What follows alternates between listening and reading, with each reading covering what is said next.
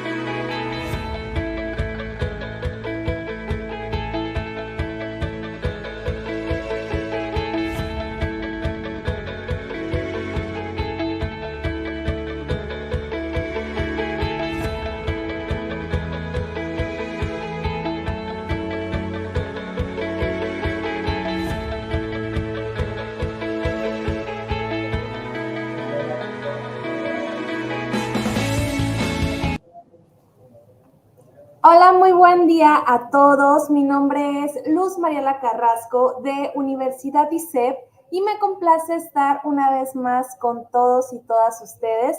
Y bueno, el día de hoy estamos en este espacio en donde tendremos nuestra masterclass titulada Técnicas de entrevista para presuntas víctimas de abuso sexual. Y bueno, antes de iniciar, les comento que pueden realizar sus saludos, sus preguntas o sus dudas mediante nuestra sección de comentarios de aquí abajo y estaremos leyéndolas y atendiéndolas a lo largo de la presentación y al finalizar también. De igual manera, les recordamos que cuentan con la oportunidad de poderse certificar en esta masterclass a un precio especial. Pueden preguntar por más información en los comentarios y de igual manera vamos a estarlos atendiendo. Y bueno, el día de hoy contamos con la presencia de la máster Dayana Fonseca. ¿Cómo estás, Dayana? Hola Mariela, muy bien, mil gracias por esta invitación. Muchas gracias a ti por compartirnos esta valiosa información que a continuación la vas a dar en un momento más. Y bueno, antes les presento, ella es Dayana Fonseca, ella es magíster en criminología y victimología y también es licenciada en psicología. Como les comentaba, ella a continuación va a presentarnos el tema que les acabo de mencionar. Y adelante, Dayana. Mil gracias por esta linda invitación, Mariela. Bueno, buenas noches para todos. Un gusto tenerlos aquí. Pues el día de hoy vamos a abordar temas súper interesantes en relación con las entrevistas forenses. Cuando hay una develación de un niño o una niña, ¿cuál es el paso a seguir en el contexto forense? Por eso el día de hoy vamos a revisar el protocolo de entrevista forense en niños y niñas presuntas víctimas de abuso sexual infantil. Pero eso también nos permite dar un contexto y es que la contextualización del abuso sexual infantil pues se tiene en cuenta que es cualquier acto que se da entre personas. Este tiene tres características importantes y que nosotros debemos tener en cuenta en el momento de abordar esta problemática. Pues, sin embargo, se identifican que hay diferencia de edad. ¿Esto qué quiere decir?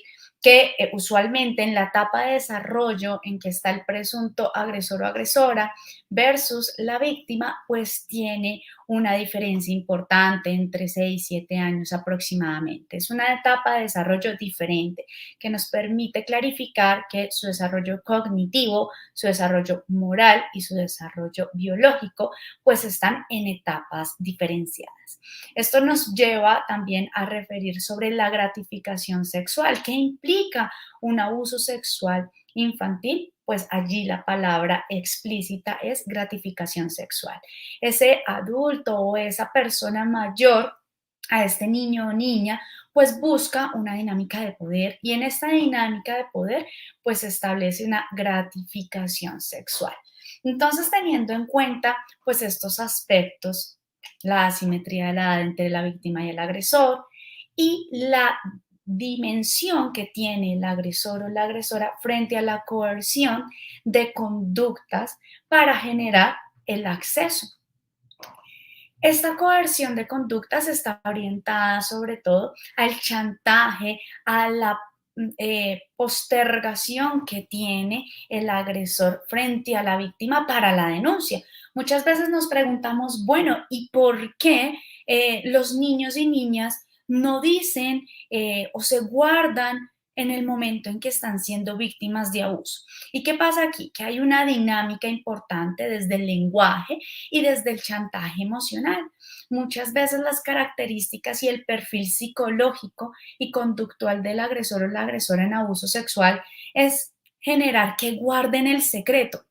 Y este guardar el secreto es lo que genera que el niño o niña no haga una develación pronta al abuso. Entonces se genera un chantaje emocional. Si tú cuentas, entonces va a pasar A, B, C, D y usualmente se cumplen esos chantajes. Si tú cuentas, no te van a creer. Si tú cuentas, van a haber cambios en tu familia. Si tú cuentas, no van a haber las mismas dinámicas en tu familia, no va a estar establecido el mismo rol. Y es que tengamos en cuenta que según la Organización Mundial de la Salud y también para Colombia, por ejemplo, el ICBF, que es un instituto encargado de velar por los derechos de niños, niñas y adolescentes, se establece que las condiciones en que se presenta el abuso sexual, se expone el agresor de manera explícita en un contexto familiar. Por lejos llega a fuera de una dinámica familiar, pero usualmente el perfil está entre el padre, los hermanos, los primos, es decir, personas que están cerca de este contexto. ¿Eso qué quiere decir? Que conoce todos los gustos y conoce cada una de las dinámicas y de las rutinas que tiene un niño o niña para utilizarlas también a favor de este tipo de abuso y de agresión. Y también está el tipo de conductas sexuales que tienen lugar entre ambos, es decir, el intercambio. Pero recordemos que cuando se habla de abuso sexual infantil no hay eh, un- una manera de decirle al otro, quieres o no quieres, porque desde el desarrollo evolutivo, pues los niños no están preparados para decir frente a estas cosas. Teniendo en cuenta esta contextualización del abuso sexual infantil, pues nos lleva a establecer algunas formas en las que se presenta el abuso. El lenguaje sexualizado, es decir, la mediación de la palabra, las maneras en que el comentario o el dicho se genera normalizando la acción del abuso sexual infantil. Hoy por hoy encontramos que en algunas canciones encontramos palabras sexualizadas. Entonces allí, a nivel de que el niño o niña va repitiendo y escuchando, pues se encuentra una normalización. También es claro que para el agresor se establece una finalidad dentro de este tipo de oraciones. La exposición de órganos genitales, ya sea la obligación, el chantaje o la coerción que el niño o niña exponga sus partes íntimas, pues también está orientado dentro del abuso. O el voyerismo, que es el placer también de ver y poder sentir gratificación. Un aspecto muy importante y que no es menos que los otros es la explotación sexual infantil o también conocido como el turismo sexual y es el intercambio monetario en donde se establece que y va de la mano con la prostitución infantil, donde se establece un intercambio por un servicio, entre comillas, servicio, porque realmente son obligados los niños a realizar este tipo de acciones. Dentro de algunas formas también, pues está la pornografía infantil, el uso a través de las redes sociales. Hoy en día tenemos diferentes redes que promueven videos, fotografías, pero también allí hay unos límites específicos, ¿no? Y esos límites están orientados en qué partes del cuerpo va a mostrar una persona en una fotografía y la intención que se tiene. Y pues dentro del mercado delictivo se establece que es mucho más alto el costo por una fotografía de un niño o niña exhibiendo sus partes íntimas.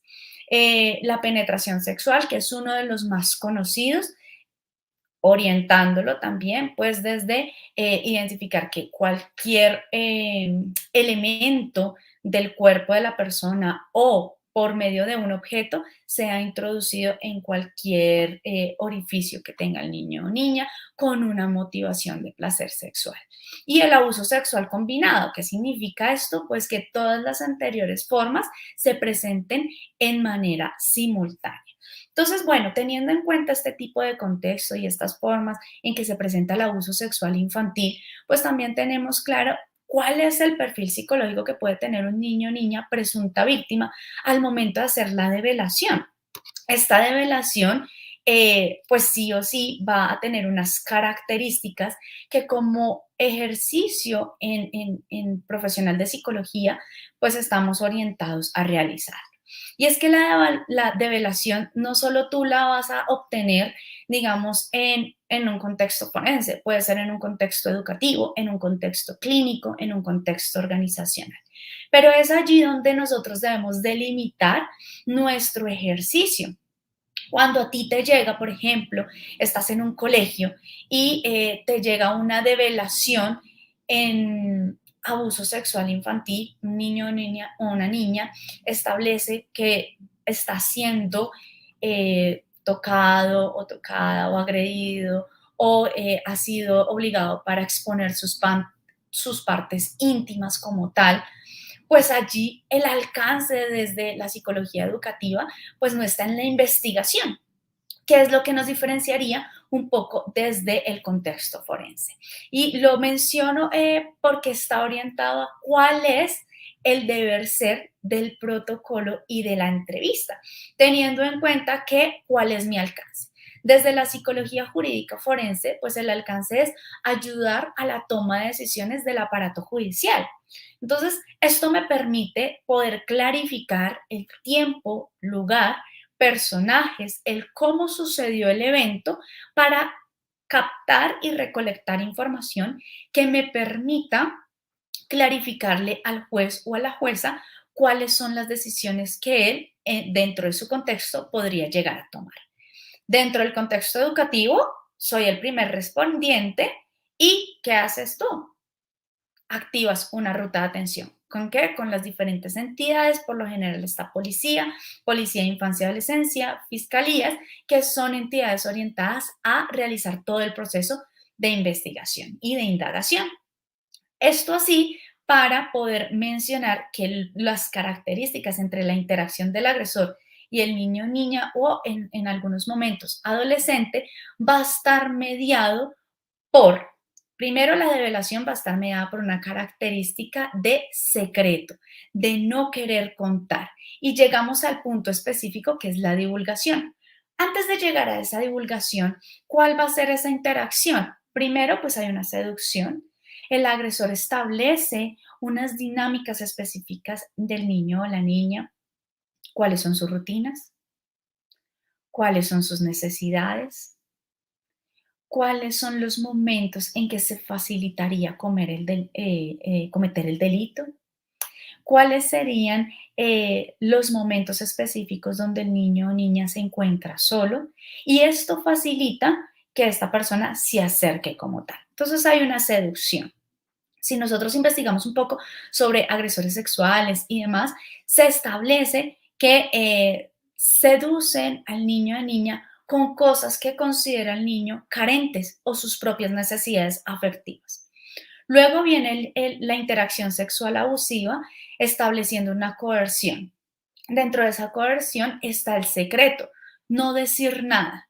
Al niño o a la niña se le establece un mecanismo desde el agresor de no contar. Si cuentas, no se te va a creer. Si cuentas, las instituciones te van a investigar en tu casa y posiblemente, pongamos en un contexto, es un padre de familia, el padre de familia es el presunto agresor, es quien se saca del contexto, no el niño. Entonces, le va a decir, hipotéticamente, yo me voy entonces para la cárcel. A mí me van a investigar. ¿De qué van a vivir tus hermanos? ¿Cuál va a ser la dinámica con tu familia? ¿Cierto? Entonces lo involucra en un contexto tal cual que va a generar que el niño o niña haga silencio, guarde el secreto. ¿Qué hace que un niño o niña mantenga el secreto tanto tiempo? Pues algunos estudios identifican que el perfil psicológico está en cuidar. ¿Cuidar qué? El contexto, el sistema en el que se encuentra. No alterar pues las diferentes dinámicas de familia. A su vez, cuando son hermanos mayores, protegen al menor. La develación se hace cuando este niño o niña, por ejemplo, ya ha identificado que se está acercando su hermano o su hermana menor a la edad cuando comenzó el abuso y allí devela, aduciendo que no quiero que le pase lo mismo, no quiero que viva esto, quiero que esto acabe. En esa divulgación o develamiento lo puede hacer en cualquier contexto, como les decía, médico, educativo, social. Usualmente, ¿en dónde más se dan estas develaciones? En el contexto educativo, donde los niños comparten con otros y se dan cuenta que a otros niños y niñas no les sucede lo mismo. En las clases que pues tienen de ética, de biología, algunas charlas que establecen algunas instituciones para prevención del abuso sexual infantil, pues se identifica que acciones se pueden tomar en pro de activar la ruta. Tú como psicólogo educativo o psicóloga educativa, pues vas a establecer un primer reporte, que es la narrativa que da el niño o niña, y allí ya se empieza la etapa represiva. ¿Qué es la etapa represiva? Toda la activación de ruta, porque se deben garantizar los derechos de los niños, niñas y adolescentes. Se prioriza. Al priorizarse, pues se debe dar una ruta específica, indagando cuáles son las características del abuso.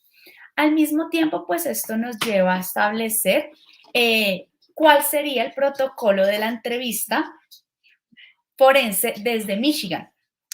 La entrevista forense de Michigan es un protocolo establecido que ya lo vamos a ver, tiene 9 etapas y que nos permite clarificar cuál es el paso a seguir del forense. Me voy a volver un momento. Aquí cuando hablamos de la represiva, pues el sistema activa sus diferentes alertas. Entonces, viene el contexto de una denuncia, posteriormente viene el contexto de ya establecerse como una demanda, una investigación y en medio de la investigación se establece un informe psicológico forense. ¿De qué? De credibilidad del testimonio. Cuando hablamos de credibilidad del testimonio, no es aseverando si dijo la verdad o mentira, sino se establece cuál es la probabilidad de los hechos ocurridos. En ese orden de ideas llega el protocolo de entrevista forense de Michigan. Se establece o se dice Michigan, se nombra Michigan porque es del estado de Michigan.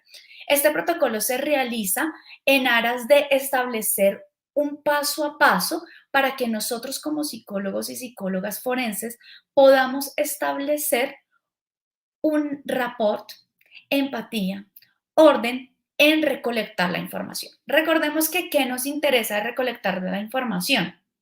Primero, ¿cómo pasó? ¿Dónde pasó? ¿Cuándo pasó? ¿Quiénes estaban allí? Pero no vamos a ingresar de primera forma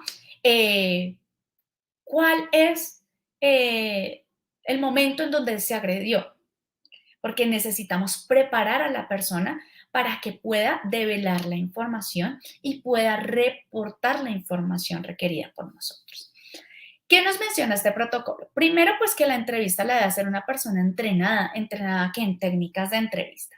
Este es el antes de la entrevista. Entonces yo me debo preguntar, bueno, ¿qué características tengo yo como entrevistadora? ¿Qué tipo de preguntas tengo o establezco en el medio de una entrevista? Suelo utilizar una técnica del reflejo, que es cuando hago un proceso de devolución a la persona de lo que me está contando. Pero si estoy con un niño o niña de 7 años, ¿esto es apto para? Recordemos que este protocolo también nos menciona que se puede realizar la entrevista a partir de los 5 años. ¿Qué significa esto? Que el niño o niña pueda hablar y que nosotros le podamos entender. Ahora, si tiene dificultades auditivas, si tiene dificultades visuales, si tiene algún tipo de dificultad al expresarse, pues eso también es tenido en cuenta en el protocolo. Se exploran sistemáticamente una serie de hipótesis. Tenemos dos hipótesis básicamente. ¿Fue víctima o no fue víctima?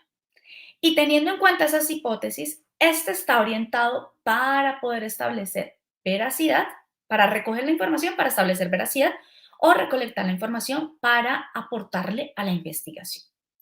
Y se sigue un protocolo para no sesgar las respuestas del entrevistado o de la entrevistada. Aquí debes tener mucho cuidado con los juicios de valor y con nuestras microexpresiones faciales, porque si la persona nos está contando una situación, pues yo no puedo hacer caras terroríficas, ¿cierto? Porque ¿qué va a hacer nuestras neuronas espejo? Las copian y entonces el niño o niña dice, ay, sí, lo que le estoy contando está como grave o está duro o no se lo esperaba. Realmente debemos mantener una postura de calma y escucha activa. Algo que es importante que nos menciona este protocolo y me encanta es que debemos tener paciencia en el momento de entrevistar. ¿Qué significa esto? Que no nos apuremos ni presionemos a la persona para preguntar. Por ejemplo, como, bueno, cuéntame más, dime más. ¿Y qué pasó ahí? O hacer dos preguntas en una. ¿Dónde estabas y quiénes estaban ahí? Hacemos una pregunta a la vez. Si quiero respuestas específicas, pregunto de manera específica. Las entrevistas forenses son para evaluar la hipótesis más que para confirmarla, pues me va a permitir recolectar una serie de información que antes tenía, pero que teníamos en desorden o que teníamos, digamos, suelta. Una parte en la denuncia, una parte en el examen sexológico, otra parte en la entrevista de recopilación de información con fiscalía, pero ya el psicólogo forense lo que hace, nuestra profesión es recolectar todo y armar el rompecabezas. Entonces, para ello, nosotros no confirmamos una hipótesis. Por lo contrario, lo que hacemos es establecer el paso a paso para poder llegar a evaluar esta hipótesis. Hay algunas preguntas súper interesantes que están haciendo en el chat y voy a contestar una de ellas y es que el protocolo de entrevista forense de Michigan está tropicalizado para usarse en cualquier país. Sí, es de libre uso y el protocolo realmente te dice, y ya lo vamos a ver, el paso a paso. Este es el antes, cómo me preparo antes, te lleva al durante la entrevista y qué hacer en el momento del cierre, es decir, finalizando la entrevista y el después de la entrevista. Así que se puede utilizar en cualquier lugar. Si la entrevista se hace a niños de 5 años, ¿cómo es el protocolo para menores de 1 a 4 años? Bueno, de 1 a 4 años o de 0 meses a 4 años. No podemos dejar de lado los niños o niñas de 0 a 1 año, porque realmente, pues, válida la pregunta, no hay desarrollo del lenguaje aún. Allí se utilizan las escalas de desarrollo, ya depende del autor que ustedes escojan, pero establecemos hitos del desarrollo, escalas de desarrollo para identificar si hay un retraso o una regresión en la etapa de desarrollo que se asocie al evento delictivo. Las entrevistas forenses deben evitar sugerir hechos que no hayan sido mencionados por el niño o la niña ni proyectar situaciones. Es decir, no hacemos aseveraciones. El niño o niña puede estar diciendo, no, es que ese día era lunes por la tarde y yo estaba en sudadera. Ah, tenías educación física. Me dijo que tenía educación física. No, puede ser que una de las características del abuso es que la persona fuera en sudadera para identificar que ese día iba a pasar el abuso y que el agresor lo tenía pensado. Entonces, no podemos sugerir este tipo de situaciones. A su vez, las interpretaciones por el adulto, por ejemplo, como eso debió haber sido terrible y acompañado con la cara de tenaz, no, ¿en serio pasó eso? Y bueno, y cuéntame más, ¿qué más te hizo? Pues realmente el protocolo lo que busca es que nosotros mantengamos una postura muy profesional. ¿Por qué? Porque esto va a generar un sesgo de relato en el niño o en la niña. Entonces, básicamente, el objetivo de una entrevista forense es obtener primero la declaración del niño o niña, de tal manera que desarrolle la sensibilidad, que el niño o niña pueda recordar el más mínimo detalle de la situación.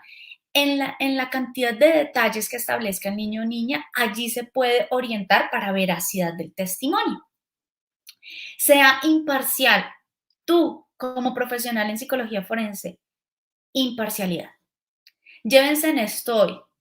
Evita los juicios de valor y maneja una cara póker. ¿Han visto un juego de póker? Cuéntenme en el chat si no han visto las caras de las personas cuando juegan póker.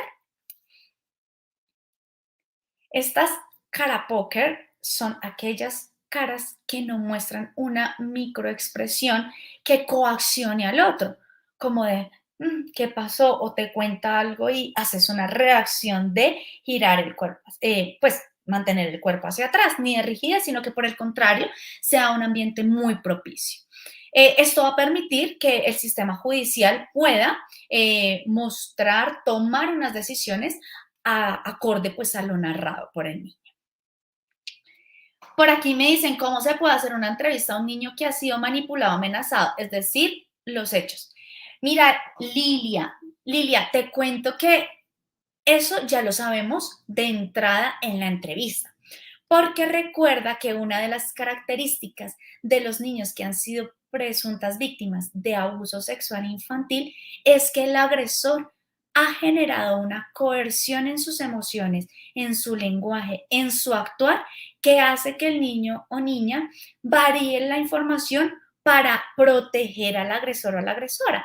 Hay un sistema de lealtad y no es que el niño o niña sea consciente y lo tenga con intención, pero el agresor sí lo establece con una intención. ¿Para qué? Para no ser pues capturado, investigado, descubierto. Mira que una de las digamos que es, a ver, ¿cómo decirlo? De las justificaciones de los agresores es la minimización. Entonces, ay, no, eso no pasó nada, no era para tanto, no es así, y dice cosas que no pasaron para manipular al niño. Entonces, de entrada, nosotros debemos tener claro que hay un principio de fe, le creemos al niño y a la niña, claro que sí, pero establecemos la importancia en los detalles. Allí es donde vamos a poder clarificar la información. Cuando las personas son mayores de 14 años, que me estaban preguntando por allí, pues este protocolo está más orientado para niños, niñas y en casos de abuso sexual infantil. Ya para adolescentes y adultos está la entrevista forense como tal, que es otra técnica. Este protocolo solo es para niños y niñas. Entonces, avanzando, pues ya tenemos claro que nos hemos hecho una autoevaluación. Bueno, ¿cuáles son mis características? ¿Cómo me siento yo atendiendo personas que presuntamente han sido víctimas de abuso sexual? Un niño de 5 años que me esté contando un abuso. ¿Cómo reaccionaría yo? ¿Qué haría yo? Entonces, me debo evaluar como entrevistada, como entrevistador. Ahora, la introducción a la entrevista es la primera etapa de este protocolo y es la preparación para la preentrevista. Entonces, primero, checklist, hagan consentimiento informado, autorizando la grabación y el audio. Bueno, Diana, ¿y para qué necesitamos grabar si nosotros vamos a estar tomando apuntes? Les sugiero que se concentren y se focalicen al niño o a la niña que tienen al frente. Además, tú con la grabación y con audio y video, después vas a volver a repetir y te vas a dar cuenta de cosas que quizás en ese momento no te diste cuenta y te sirven para analizar la información. Y además porque es un medio de prueba. Esta entrevista que tú haces forense es una prueba que va a utilizar el juez para tomar una decisión, como por ejemplo, medicina legal. Ellos tienen sus exámenes sexológicos, dan un informe y esa es una prueba. Esta grabación es una prueba. Entonces, siempre debemos grabar en audio y en video. Y pues el consentimiento informado, darle la claridad a la persona y al tutor, ¿no? El consentimiento informado, ¿quién lo firma? El tutor o tutora del niño o niña, es decir, la persona que tiene la custodia de ese niño. No es que la abuelita es la acudiente en el colegio, no, no es lo mismo ser acudiente que tutor. El acudiente, como su nombre lo indica, acude, va de emergencia a una situación, pero el tutor es quien responde legalmente. Entonces eso es para que lo tengan muy presente y no se les olvide, ¿listo? Okidoki. Entonces, la cantidad de tiempo con la que cuentan antes de llevarse a cabo la entrevista es supremamente importante. Tú debes preparar primero la cámara, segundo, la grabación de audio. Debes tener un soporte, no solo con la cámara, no solo con la grabadora de voz, sino debes tener otros elementos que te permitan tener soporte. La redacción del consentimiento informado, las firmas del consentimiento informado, el espacio donde vas a realizar la entrevista es un espacio neutro. Muchas veces han realizado preguntas, por ejemplo, como, bueno, ¿puedo tener muñecos anatómicos que se utilizaban antes? Pues miren, las investigaciones han mostrado que los muñecos anatómicos, es decir, muñecos con figura de niño y figura de niña, inducen a la respuesta del niño o de la niña. Entonces, no es viable tener muñecos anatómicos, pero puedes hacer uso de dibujos, de cuentos, de rompecabezas, porque tú también tienes que estar evaluando si el niño está en la etapa de desarrollo en la que dice cronológicamente estar, si tiene dificultades en el lenguaje, si tiene dificultades en el seguimiento de instrucciones, porque todo eso nos va a permitir establecer un perfil. La entrevista la realiza un profesional junto a un observador no participante. Pueden estar dos personas, puedes estar en una cámara Gesell, que también te facilita a través del vidrio. Está una persona que es participante y otra que es observador no participante. La protección del niño, niña, adolescente y el cumplimiento de la ley. No nos olvidemos esto, y es que la protección del niño y niña está por encima de todo. Es decir, que debe estar un defensor de familia en la entrevista. Bueno, y no está un defensor de familia porque resulta que no pudo X, Y o Z. El sistema siempre manda a alguien. Recordemos que cuando hacemos una entrevista forense o hacemos un informe pericial, nos lo solicita directamente el juez. Entonces, pues allí nos dan todas las herramientas para. El sentar al segundo entrevistador fuera del campo de visión del niño o la niña para la entrevista. ¿Por qué? Porque el niño o niña se puede incomodar, se puede molestar o puede dejar de decir palabras que utilizaría porque ve dos adultos allí. Entonces, ya un adulto es una figura y ya dos, pues exime, ¿cierto? Excede la postura de autoridad. Entonces, lo que queremos en la entrevista es que el niño entienda que es un espacio donde él o ella está para hablar y que lo vamos a escuchar. Esto nos lleva a no interrumpir al niño cuando nos está dando respuestas. Dentro de la segunda fase que nos establece clara el protocolo es grabación en audio y en video. Pues en la grabación del audio y del video debe quedar grabado la lectura del consentimiento informado. Les doy un ejemplo. Usted tiene su camarita aquí y tiene la grabadora en su escritorio y el niño o niña está al frente. Recordemos que por protección de habeas data y por protección a los menores no se les debe ver el rostro, así que ustedes deben difuminar el rostro de esta niña o niño o sentarlo de espalda. Y usted con el tutor o tutora va a comenzar la grabación. Entonces usted dice, por ejemplo, prende la grabación y le contextualiza a las personas. Entonces, mira, recuerda que en el consentimiento informado se establece que se va a hacer una grabación de esta entrevista. En este momento tú nos acompañas, posteriormente con el tutor debe salir y quedar pues el niño o la niña para el resto de la entrevista. puede hacer inicio de la grabación. Usted se levanta, prende su cámara y comienza, siendo hoy 23 de mayo, las 6:34 en Bogotá, Colombia, la dirección de donde usted se encuentra, no sé, carrera 208034. Mi nombre es Diana Gisette Fonseca Hernández, con cédula de ciudadanía tal, con tarjeta profesional tal, en calidad de entrevistadora, mi formación psicóloga, magíster en criminología y victimología, estaré en este espacio. Por favor, lee el consentimiento informado que ha firmado y conocido con anterioridad y la persona debe leer el consentimiento informado. La persona debe decir con su propia voz su nombre, su documento, el del niño o el de la niña y establecer ya la lectura de todo el consentimiento informado, aceptando pues lo que se mencione allí. El consentimiento informado son las reglas de la entrevista, ¿listo? Y esto nos va a dar una legalidad de la prueba. ¿Tú qué entregas como psicólogo forense? La entrevista en audio y en video, la transcripción de la entrevista, el informe de la entrevista y el consentimiento informado de la entrevista. Ya depende del objetivo que tú tengas.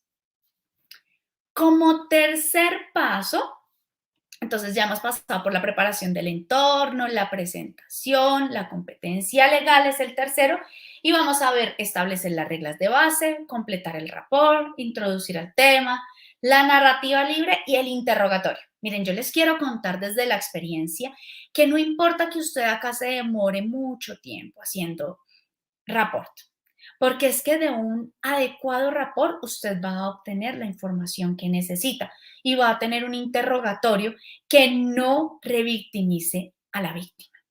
Y eso es lo más importante. ¿Por qué? Porque si usted no estableció un buen rapport, pues usted no va a obtener la información que se requiere, a la profundidad que se requiere, al detalle que se requiere, y usted puede entregar esto y después tienen que entrevistarlo otra persona y otra persona.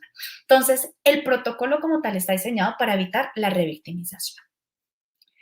Entonces, cuando nosotros revisamos el entorno físico, debemos tener en cuenta el material de apoyo neutro, la cámara Gesell y un ambiente relajante evitando las distracciones. Eso es lo que debe, cuando la persona entre, notar, que es un ambiente neutro, que no tiene un interés, ¿listo? Que no está lleno de muñecos que distraigan al niño o a la niña. ¡Ay, este muñeco me lo quedo! Y después, ¿usted cómo hace para que el niño o niña responda y se pone a jugar con el muñeco? Hay que usarlo de manera, de una manera beneficiosa para nuestro proceso. Pautas para el entrevistador, ya una vez usted ya inició a grabar, entonces tenga en cuenta que en la presentación usted clarifica el propósito de la entrevista. Muchas veces a los niños o a las niñas les dicen, ay, vas a ir donde una persona que va a hablar contigo y te va a dar consejos. Y resulta que nosotros no hacemos promesas. Tú no le vas a decir al niño o a la niña, tranquila, todo va a estar bien. Quizás si el agresor es un tutor, no todo va a estar bien. ¿Cierto? Evitamos promesas. Entonces, clarificamos la información. Ya se ha leído el consentimiento informado, entonces yo debo tener en cuenta, bueno, evito las promesas, ya expliqué la grabación, voy a evitar preguntas sugestivas, es decir, que toda pregunta va a empezar con las WH, digo yo. El qué, el cómo, el cuándo, el dónde, el por qué, el quién, el quiénes. ¿Listo? Las WH, como dicen en inglés. ¿Por qué? Porque si yo no pregunto con qué, cómo, cuándo y termino preguntando, cierto que tú me dijiste que es una pregunta que está induciendo una respuesta. Y el protocolo es transversal. ¿Listo? Entonces, en la presentación le refiero a la niña o al niño y al tutor. El propósito de esta entrevista es recolectar la información sobre el evento que se había mencionado, que había pasado con, según el informe, Sutanito con Pepita. ¿Listo? Tengan en cuenta, y aquí hago un paréntesis chiquito, y es que cuando ustedes transcriban la entrevista, no deben colocar el nombre de la niña o el niño, deben solo colocar las iniciales de su nombre. No sé, se llama Diana Gisette Fonseca Hernández, DGFH. No damos el nombre específico. Entonces, para que lo tengan en cuenta en la transcripción. Luego aquí en el protocolo de entrevista forense vamos a determinar, se corrió allí, verdad y mentira. La competencia legal es determinar si el niño o la niña sabe qué es verdad y qué es mentira. ¿Cuál es la línea de base entre la verdad y la mentira? Por eso nosotros empezamos preguntándole cómo te llamas, cuántos años tienes, qué haces, dónde estudias, con quién vives, cuál es tu materia favorita, cuál es tu juego favorito, qué juego no te gusta, cuál es la persona con la que más tiempo te gusta pasar, cuál es la persona con la que no te gusta pasar tiempo o con la que menos pasas tiempo. En estas preguntas el niño o niña no tiene una intención de mentir. ¿Va a mentir sobre su nombre? ¿Sobre su edad? En esta etapa del desarrollo, los niños no mienten sobre su edad, por el contrario, quieren decir su edad con orgullo. Entonces, allí vamos a establecer una línea de base entre el tiempo de respuestas y pues el comportamiento no verbal. El entrevistador no solicita que sean definidos. No le va a preguntar al niño qué es una mentira. ¿Qué es una verdad? No. Si nos establece a partir de ejemplos. En el protocolo nos menciona, por ejemplo, valga la redundancia, te sabes, bueno, primero debe establecer como un tema que sepa el niño. Entonces, los colores. Los niños a esa edad de 5, 6, 7 se saben los colores. 8, 9, 10, 11, 12 se puede utilizar este protocolo. 13, 14. Los colores, o si ya es un poco más grande, vamos a hablar sobre series, películas, en fin. Entonces, un niño pequeño, 5 años, ¿sabes los colores? Sí. ¿Este color qué es? De mi blusa. Es algo que yo puedo ver y que él está viendo. Negra. Si yo te dijera, entonces ahí yo identifico que sabe los colores y que me está diciendo la verdad. Si yo te dijera que esto es verde, ¿tú qué me dirías? ¿Qué es la verdad o qué es la mentira? Entonces, el protocolo de Michigan nos establece cómo poder facilitarle al niño la identificación de la verdad y la mentira. Entonces, el niño me diría, no, es mentira, es negra. Pero también facilitar, si ellos se llegan a equivocar, que lo puedan expresar de manera libre. Si yo te dijera que esto es azul, no, mentiras, es negro, me equivoqué, ¿yo qué estaría diciendo? Entonces allí el niño me va a decir, pues que te equivocaste. Entonces la idea es que tú lleves al niño a que identifique y que clarifique la verdad, la mentira y la equivocación, pero que tú te des cuenta cuál es su lenguaje en la verdad, en la mentira y en la equivocación. Esto nos lleva a establecer las reglas de base de la entrevista. Es clarificar la información recibida. Primero vamos a dar instrucciones cortas. Ejemplo, si deseas salir al baño, me lo puedes decir. Si deseas terminar la entrevista en algún momento porque te sientes mal o porque no quieres continuar, dímelo. Instrucciones cortas, sencillas y pedir que corrija los fallos en el entrevistador. Si yo en algún momento te refiero a algo y no era lo que tú me querías dar a entender, házmelo saber. ¿Listo? Que el niño y niña sienta y clarifique que tú estás para escucharlo a él o a ella. Pasamos a completar el establecimiento del rapport. Pues ya has llevado una conversación, una entrevista con el niño o la niña donde has indagado dónde vive, con quién vive, qué le gusta, qué no le gusta. Has podido conocer un poco de las dinámicas de su vida, de sus rutinas. Sin embargo, esta es una entrevista práctica que no va a ser un interrogatorio. Yo no le voy a preguntar qué, cómo, cuándo, quién, dónde, para qué, por qué. No, sino va a ser una entrevista corta. Por ejemplo, ¿qué hiciste ayer? Allí yo qué voy a establecer, voy a identificar cómo desarrolla o me expresa las habilidades verbales de ese niño o esa niña, qué palabras usa, cuál es su comportamiento pues no verbal, cómo se siente cómodo o cómo se siente incómodo, ¿cierto? ¿Cómo me puede expresar esa comodidad o por el contrario me puede expresar incomodidad? Se pone a llorar, Dice, no quiero seguir acá, quiero a mi mamá, quiero a mi papá, no quiero y no te voy a contestar nada. ¿Puede haber una respuesta de estas en los niños? Sí. Este es el momento para que tú mantengas un escenario y un ambiente de confort. Comunicar sentido de escucha por el entrevistador. Entonces está orientada a que el niño o niña se dé cuenta que tú estás para escuchar, no para hablar.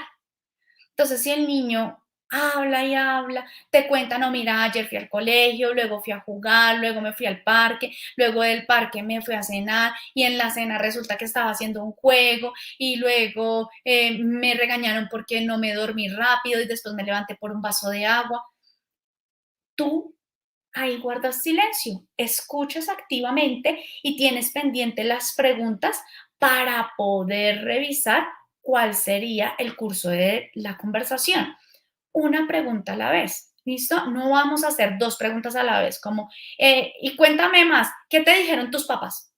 Cuéntame más, ¿qué te dijeron tus papás? O te cuento más o te digo qué te dijeron mis papás. Entonces, clarifica la información para que te sea fácil y rápida. Introducir al tema. Aquí ya tenemos que estar abordando el objetivo de la entrevista. ¿Cómo vamos a comenzar? Evitando mencionar personas y lugares. Tú vas a tener información previa en términos de la denuncia. Pongámosle, Pepito generó actos sexuales abusivos, es decir, generó tocamientos en partes íntimas de una niña o de un niño y era el abuelo y vivía 3 casas de la casa de la presunta víctima. Esto pasó un viernes, tú vas a tener toda la información que hayan dado. No vamos a decir, bueno, cuéntame qué pasó con tu abuelito. Esa no es la manera de introducir al tema. Y miren que muchas veces queremos ir directo para evitar revictimizar. Y resulta que si no sabemos introducir al tema, es donde revictimizamos. Entonces las preguntas van a ser orientadoras al motivo de la entrevista. ¿Tú sabes por qué estás acá hoy? Puede ser una pregunta de introducción. Otra, cuéntame qué te dijo, si la mamá lo acompañó, el papá, la hermana, bueno, el tutor que esté, ¿qué ibas a hacer acá hoy? ¿Habías estado antes donde un psicólogo? Puedo orientar las preguntas al motivo de la entrevista. Evitamos palabras como abuso, daño, malo, eso no se hace, lo que hizo esa persona está mal, sino utilizamos el mismo lenguaje que utiliza el niño o la niña. Si el niño o la niña le dice a sus partes íntimas serpiente, pirulito, no sé, florecita, pues nosotros vamos a utilizar la misma terminología que el niño o la niña para poder facilitar la comunicación y evitar preguntas directas. ¿Qué te hizo? No es el momento. Listo, la introducción al tema nos va llevando con la pregunta de apertura es, ¿sabes por qué estás acá? Para poder llegar a la narrativa libre. Miren que esta introducción al tema es una sola pregunta que nos lleva ya a la narrativa libre. ¿Listo? En esa narrativa libre yo voy a establecer 5 características desde el protocolo de Michigan. ¿Tú qué te vas a focalizar en esa introducción al tema? Pues primero, a pedir que el niño o niña haga la descripción de los hechos. Ojo, no es un interrogatorio, no le va a preguntar qué pasó, porque eso sería en el interrogatorio. Pedir que describa los hechos es cuando él me diga, yo estoy aquí porque mi abuelita o mi abuelito me tocó en el ejemplo que hicimos, en mis partes íntimas. Entonces yo le voy a pedir, cuéntame qué pasó ese día. Pero si ven, no establezco de primeras el qué, sino le ayudo al niño a que se pueda expresar. Cuéntame, exprésame, estoy aquí para escucharte, utilizar palabras y frases que le permitan sentirse acogido. Evitar interrumpir. No le tengan miedo a los silencios. Los silencios son necesarios e importantes en una entrevista. Quizás cuando la persona está haciendo un silencio está pensando qué va a decir y como entrevistadora digo de una otra pregunta, pues me perdí el 50% de la información. ¿Listo? Entonces, No le tengo miedo al silencio, no es que la persona termina y yo le pregunto, termina y yo le pregunto. No, termina, guardo silencio y ahí espero si la persona me va a abordar más información. Incitación a responder sobre el objeto de la entrevista o el objetivo de la entrevista, pues sobre el abuso. Realmente información colateral que a nosotros no nos interesa como tal en el proceso, ¿listo? Por ejemplo, ¿qué comiste ayer? Pero comiste la porción que es, y comiste fruta, y comiste verduras. Ese no es parte del interrogatorio. ¿Y qué dice tu mamá de esto? Tampoco es parte del interrogatorio. Los interrogatorios y el protocolo en entrevista forense está orientado para establecer los hechos delictivos. Animar a continuar el relato, gracias por contarme. Quisiera también preguntarte, y pregunto otro aspecto, para dar paso al interrogatorio. Y lo que les había mencionado anteriormente, ¿no? Aceptar el comportamiento del niño o la niña. Si se enfada o no responde. Si se enfada y no responde, pues no es como, bueno, ya, cálmate, no llores. No nos va a facilitar. Voy a entender y empatizar cognitivamente y emocionalmente con el otro, ¿cierto? Entonces, estás llorando, el niño está llorando, necesita un tiempo para llorar. Bueno, démosle el tiempo para que exprese de esa manera su emoción y luego se recupere y hacemos intervención en crisis. El interrogatorio y la clarificación tiene tres fases importantes, objetivos importantes. Clarificar la información, buscar información e indagar. Modo, lugar, tiempo y personajes. Allí sí. ¿Qué pasó? Ya. Allí sí pueden identificar o clarificar preguntas como ¿dónde pasó? ¿Cuándo pasó? ¿A qué horas pasó? ¿Quién estaba? ¿Con quién estabas? ¿Qué hiciste antes de llegar a ese lugar? ¿Qué hiciste en ese lugar del evento? ¿Y qué hiciste después del evento? Entonces ahí vamos a preguntar antes, durante y después del evento delictivo. El antes me va a dar un contexto, el durante me va a clarificar la información y el después me va a facilitar por qué hizo la develación en el momento que la hizo. Entonces allí es una fase de preguntas. Miren, si ustedes dicen, bueno, como que ya no tengo nada más que preguntar, piénselo, revise sus notas, que no sea que cuando ya esté en el cierre diga, ay, no le pregunté esto. ¿Y ahora qué voy a hacer? No, ese es el momento para hacer todas las preguntas que usted tenga, ¿listo? Y esto nos va a llevar a el cierre de la entrevista. Y el cierre de la entrevista, vamos a agradecer por habernos contado. No sé, Diana, gracias por contarme todo lo que me has referido. Para mí es importante, muchos niños y niñas han confiado en dar esta información, han venido acá conmigo y pues la idea es que podamos realizar un informe, como te mencioné cuando en la clarificación y en la presentación, que le clarifique qué es lo que se hace. ¿Listo? Si es un niño de 5 años, 6 años, 7 años, miren, se le debe decir qué se va a hacer con esa información. Y ya la persona que es un juez, el que toma las decisiones, nos dirá qué va a pasar. ¿Tienes algo más por decirme? ¿Quieres agregar algo más? ¿Qué tal que el niño o niña en ese momento diga, ay, y resulta que me acordé del nombre, se llama así? Y usted no le haya dado la oportunidad al niño o a la niña de volver a contar algo. Entonces, algo importante del cierre, preguntar si el niño o la niña desea contar algo más. Y hablar sobre temas naturales con preguntas a futuro. ¿Cuáles son esas preguntas a futuro? Por ejemplo, ¿qué vas a hacer después de que salgas de acá?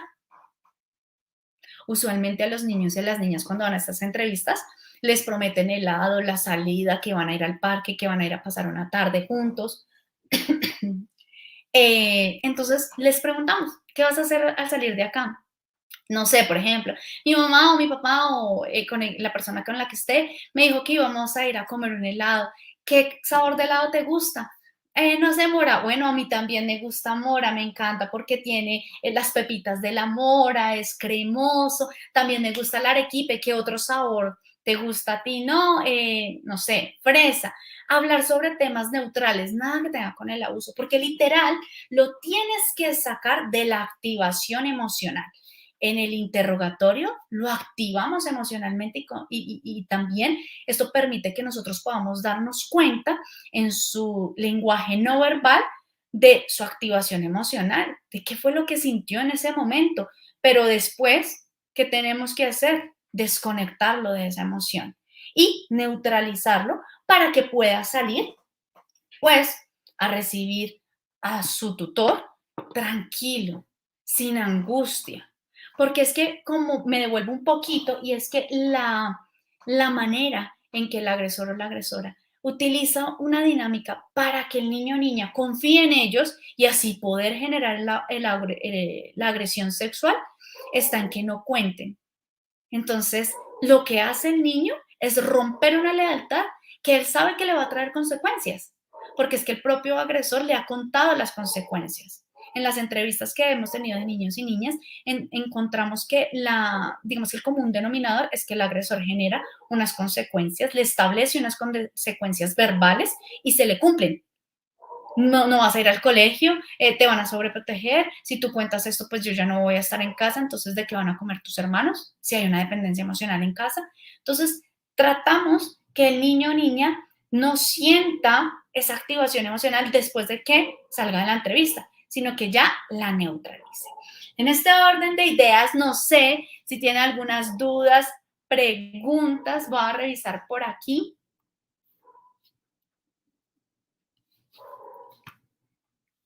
Bueno, lo de la revictimización, ya les contaba, ¿no? Todo el protocolo está orientado a evitar la revictimización de los niños y niñas.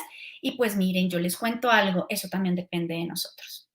Que nosotros tengamos la claridad de las preguntas, que tengamos la claridad en evitar los juicios morales, las caras de, sino que el niño o niña se sienta en un ambiente seguro y nosotros vamos a dar ese ambiente seguro.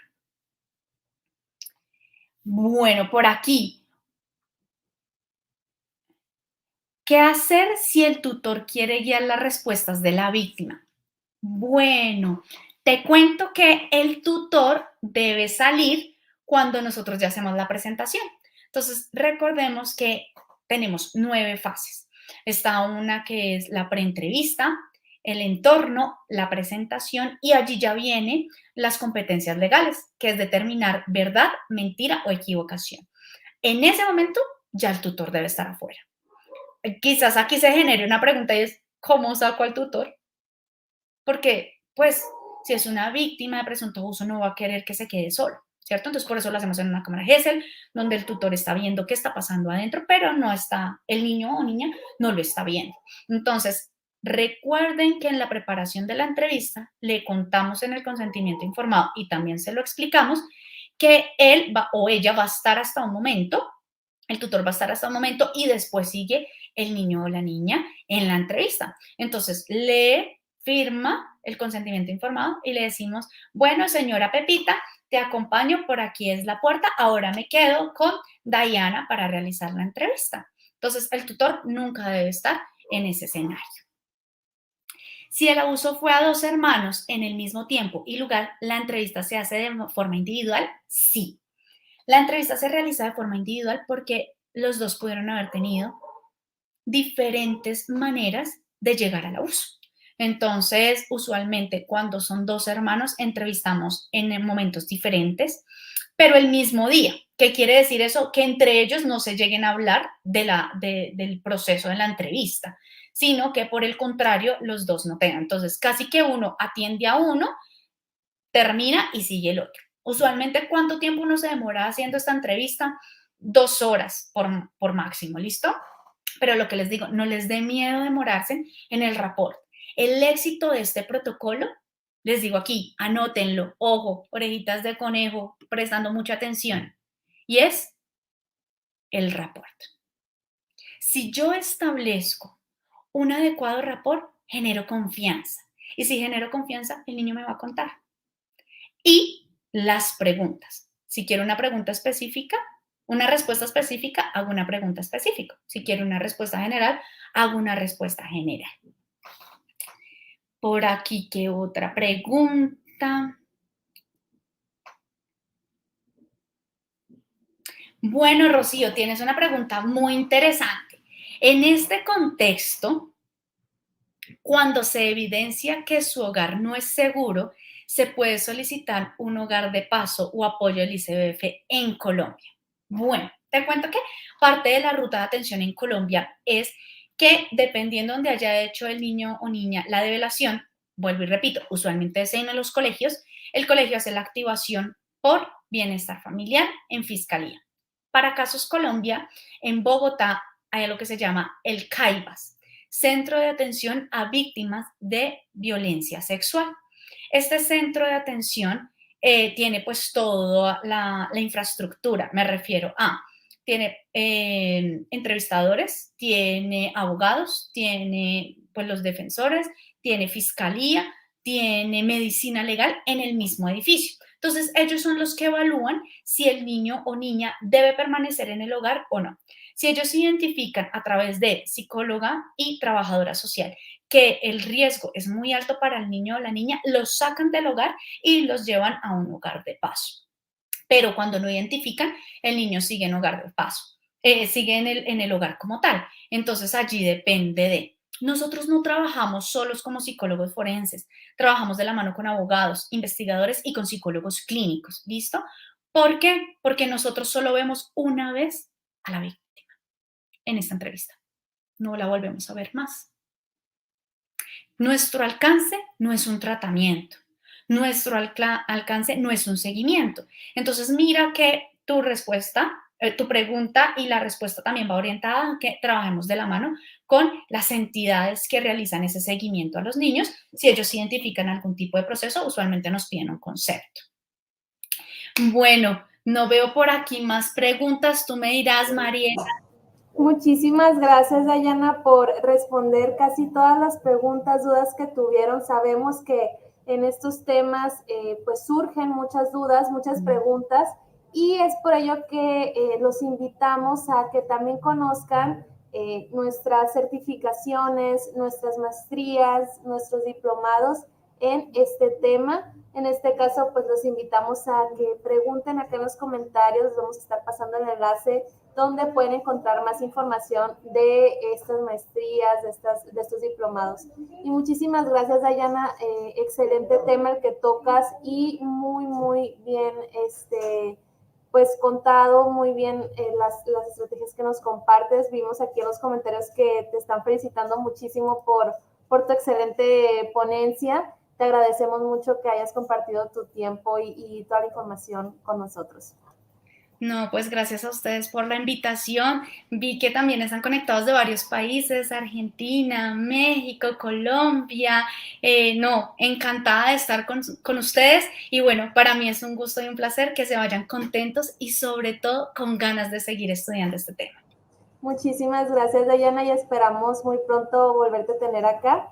Claro que sí. Muchísimas gracias por la información y recuerden que esta información queda guardada en nuestros canales tanto de YouTube como de Facebook, y de igual manera pues los invitamos a que estén atentos a nuestras redes sociales porque también compartimos unos pequeños resúmenes de lo que fue la masterclass, de lo que nos contó Dayana, de algunos tips que nos pasó. Entonces, muchísimas gracias a todos, muchísimas gracias, Dayana. A ti. Abrazos. Chao. Y bueno, muchísimas gracias a todos los que están aquí aún sintonizándonos. Les comento una vez más que si desean conocer más a profundidad sobre estos tipos de temas, en Universidad ISEP contamos con la maestría en Psicología Clínica y también contamos con la maestría en Psicología Clínica Infanto-Juvenil.